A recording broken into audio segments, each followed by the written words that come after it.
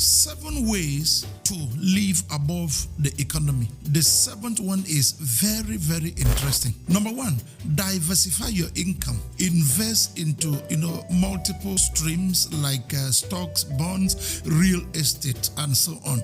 Remember, the Garden of Eden had 4 sources of watering.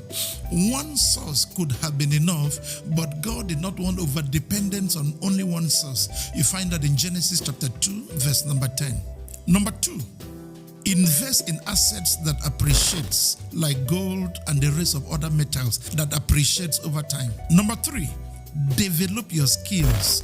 Remember the orphan whose name was called Hiram in 1 Kings chapter 7. He developed his skills to a point that he became the major building contractor to Solomon in the magnificent, the buildings that he made and other projects. Develop your skills. In fact, as a matter of fact, I define skill S-K-I-L-L. If you look at it, if you take the first letter, which is S, away from skill, what you have is kill, which means you need a skill to kill poverty in the land and in the economy in which you operate. Number 4, service to God. John chapter 12 verse 26, the Bible says, he that serveth me, him will my Father honor. When God honors you, you automatically, by the work of your hand, live above the economy. Number 5, stay informed about economic trends, policies of government, and so on and so forth. The Bible says, my people perish for lack of knowledge. I used to know a man many years ago who was into motorcycles, spare parts, and stuff like that.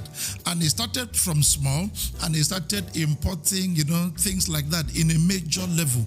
And in the state in which he lived many years ago, about 10 years ago, there was a government legislation in the local state assembly. Legislation was going on to stop what is called, bike, or if you're in Nigeria, you know what is called the Okada, system of oppression. But he wasn't interested. He was not in the know. He kept importing. And at the end of the day, he had a large warehouse with these spare parts for machines, and machines were banned as a mode of transportation in the city and state which he stayed, and that made him very broke. He was even looking for people to sell those things, too. So you need to stay informed of government policies, both nationally and internationally, and around where you locate. Number 6, consult a professional to guide you professionally, because what suits another may not suit you based on your situation. Prioritize your needs over your wants. Don't spend like the prodigal son in the book of Luke. Easy come, easy go. No, don't spend like that. Prioritize your need over your want. Thank you. I shall see you in the next video.